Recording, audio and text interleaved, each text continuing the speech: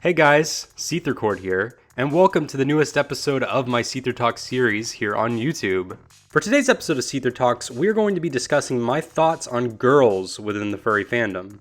And not just females in general, but more so straight females as a whole. The reason for me bringing this up is because I feel that certain girls within the furry fandom manipulate straight guys within the fandom in order to get what they want. The reason for this being that since a big majority of furries within the fandom happen to be homosexual males, it tends to be a bit more difficult for straight males within the fandom to find a partner, or at least find a person of the opposite gender to at least relate to when it comes to sexuality. I want to disclose that what I'm going to describe about the straight females within the fandom doesn't apply to every female, but instead applies to the majority of the ones that I have encountered, in that this is all subjective. I feel that some of these straight female furries within the fandom tend to take advantage of these straight guys and use them for their own personal gain, such as getting free stuff bought for them online. The reason that I believe that this is the case is because many straight guys within the furry fandom either feel that they can only find a relationship with a girl that is also a part of the furry fandom, so they get desperate and give in to the needs and wants of these straight female furries. So they feel that if they give these girls what they want, then it'll equal a relationship or possibly even nudes. Maybe if I do this, then a girl will actually want to date me. I sound like the freaking frog girl from My Hero Academia, oh my god. No, remember my birthday with Kotonoha. At least she remembers. She will always and forever be my waifu. And I've seen online through my past experiences with Skype furries and such, where these girls would be basically getting all of these free art commissions and even some actual money from these desperate guys.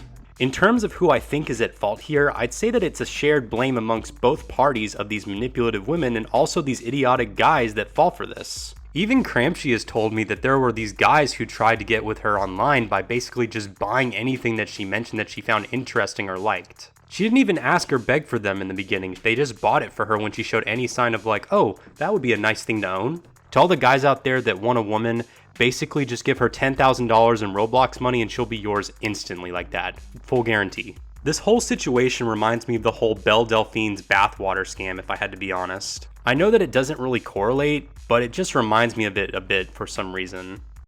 Rise up, gamer boys. It's time to get your gamer girl bathwater.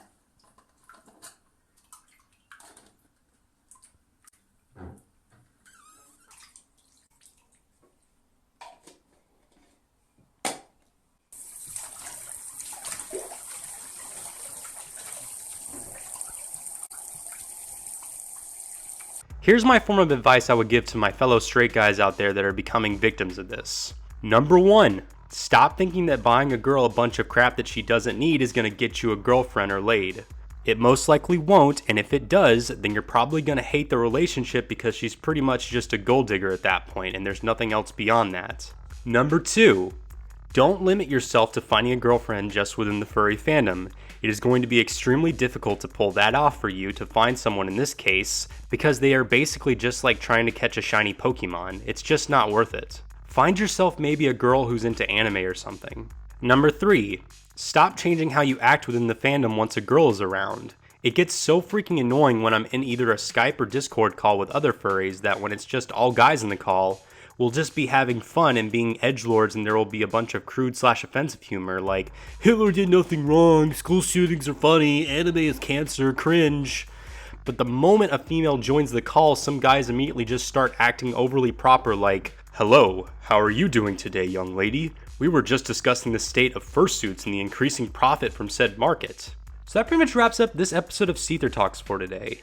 Again, I want to disclose before anyone comments in the comment section, this isn't applying to all girls, it's just applying to the certain girls I've seen who are straight that do this to a lot of guys within the fandom. How do you guys feel about the whole situation? Do you guys agree with me? Do you guys disagree? Let me know down in the comment section down below. If you enjoy my content and want to further help out my channel, please consider donating to me on Patreon and my Ko-fi, hitting that like button, turning on that notification bell, and subscribing all together. I've been SeetherCord, and I will see you guys in the next video. Goodbye, everyone. Come on, little fishy boy.